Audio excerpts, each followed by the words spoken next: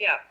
Well, I mean, there's a lot of different ways in which they can contribute, and that is like they can read, particularly things like these sustainable development goals, and in particular the gender, and start to really accept and understand what it is that's going on. Because until you really realize that there is very little equality, then you're not going to be able to help.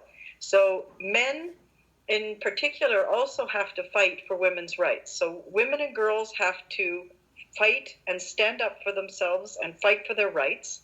But of course, that's not easy in a world where they're silenced and not allowed to speak.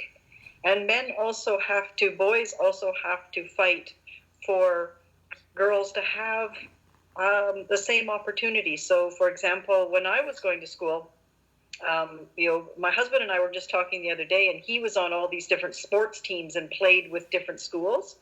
That was never a part of the girls' experience. We could be on a team, but we never played with other schools because we weren't seen as real sports people.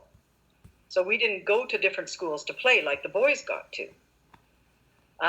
When hockey night in Canada means men. So starting to see and understand the different spaces and the way in which they're gendered. That there's not a hockey night in Canada. You would never see a women's hockey match on Hockey Night in Canada, which happens every Saturday night, ever, because that's not real hockey. So the way we have to start to do it, first of all, is to start to see how in all these different situations, whether you like hockey or you don't, doesn't matter. Whether you want to play hockey or you don't, doesn't matter.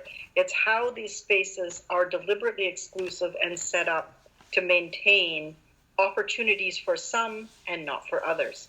So seeing things like that is the first thing. Talking about them is another thing. And asking questions. When you think things might not be right, what kinds of questions do you need to ask? You need to say, I think this feels like I'm being left out, or this doesn't feel right. Can you tell me why you think it's right?